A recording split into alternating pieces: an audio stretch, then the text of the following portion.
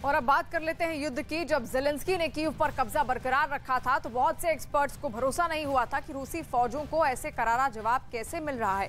और अब ज़ेलेंस्की की फोर्स ने यूक्रेन के डोनबास इलाके में भी अपना अभियान शुरू कर दिया है और ज़ेलेंस्की को छोटी छोटी जीत मिलना शुरू हुई है। लेकिन क्या वो कीव जैसे कारनामे फिर से दोहराने वाले हैं?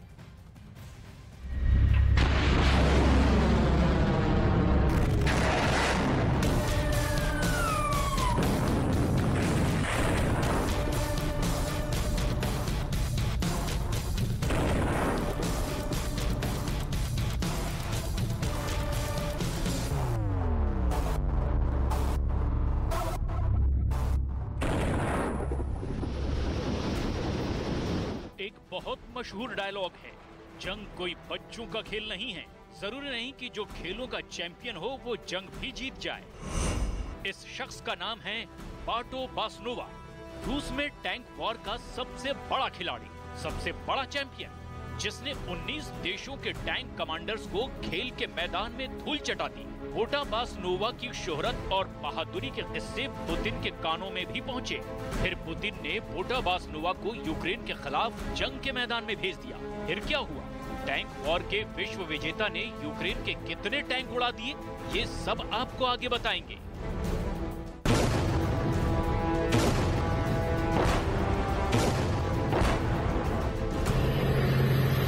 पुतिन को उम्मीद है कि उनके टैंक यूक्रेन के डॉनबास रीजन को रौंद डालेंगे, लेकिन ज़ेलेंस्की ने डॉनबास के रूसी चक्रव्यूह को तोड़ने के लिए खार्किव पर अपनी फौज उतार दी है। सवाल ये है कि क्या ज़ेलेंस्की अपने खार्किव प्रोजेक्ट से डॉनबास दोबारा हासिल कर पाएंगे?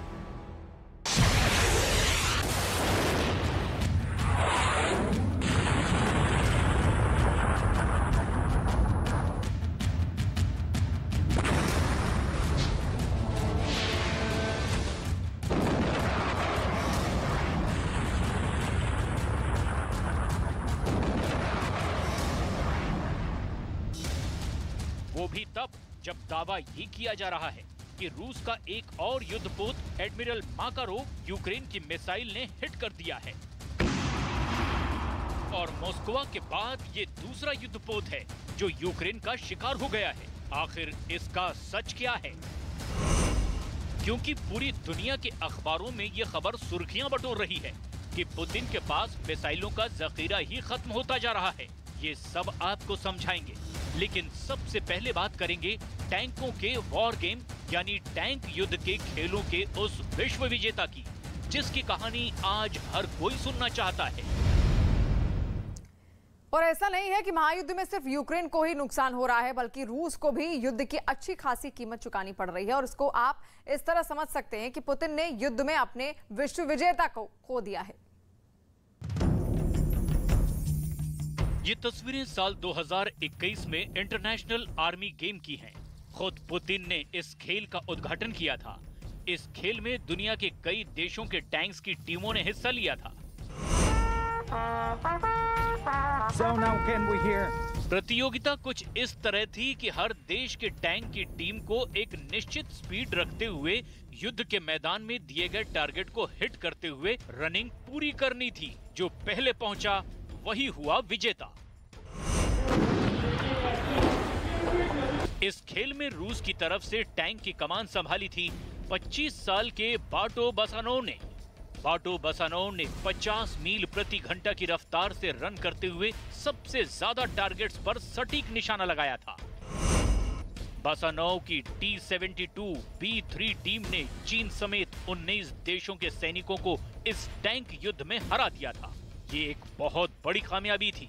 पुतिन को भी बासनोवा पर नाज था।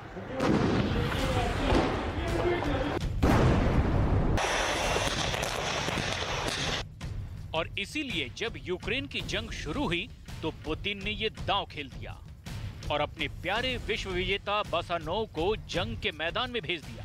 लेकिन वो विश्व विजेता जो खेल के मैदान में सुपर हीरो साबित हुआ था और उसका एक भी निशाना नहीं चुका था, वही जंग के मैदान में सुपर फ्लॉप साबित हो गया।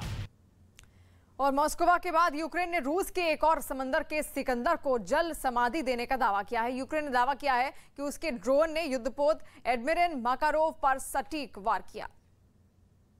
रूस के सैकड़ों टैंक यूक्रेन की आर्मी का निवाला बन गए और इन्हीं नेस्त नाबूद और बर्बाद टैंकों में से एक टैंक अंतर्राष्ट्रीय युद्ध खेलों के विजेता बासनोवा का भी है।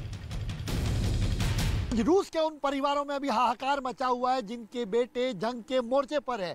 डेली मेल की रिपोर्ट के मुताबिक एक सैनिक परिवार ने दूसरे सैनिक परिवार से कहा कि आप तो भाग्यशाली है कि आपके बेटे का शरीर वापस लौटा, हमारे बेटे का तो केवल सिर और हाथ लौटा है।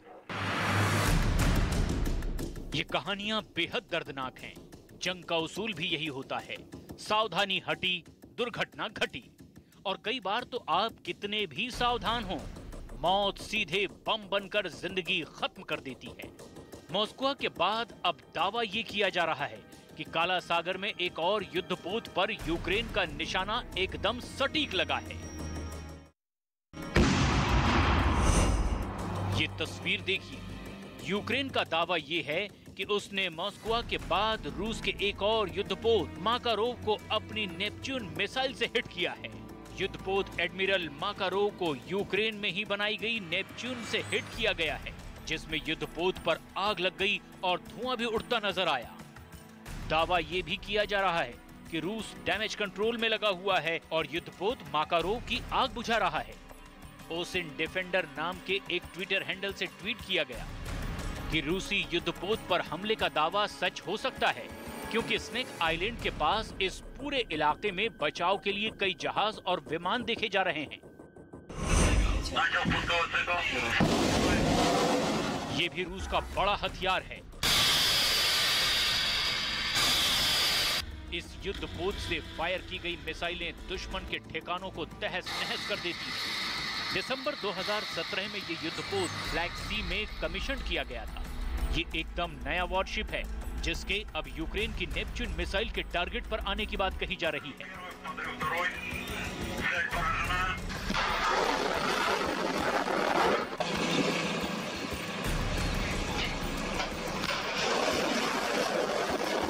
यह है made in Ukraine Neptune missile, जिस पर अब ज़ेलेंस्की भी नाज करते हैं।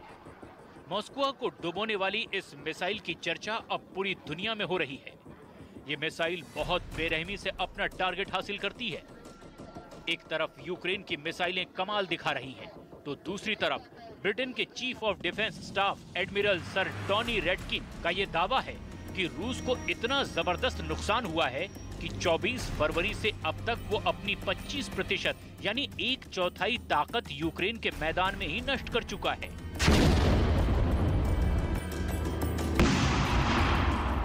दरअसल कई अखबार ये दावा कर रहे हैं कि रूस मिसाइल का निर्माण नहीं कर पा रहा है, क्योंकि मिसाइल निर्माण के लिए जिन पुर्जों की जरूरत होती है वो कई देशों से आयात करना पड़ता है। उसमें वो देश भी शामिल है जो अमेरिका के साथ खड़े हैं। ऐसे में सबसे बड़ी मुश्किल यही है कि रूस को मिसाइल निर्माण के लिए जिन पुर्जों की जरूरत है उसकी सबसे ज्यादा किल्लत का सामना करना पड़ रहा है।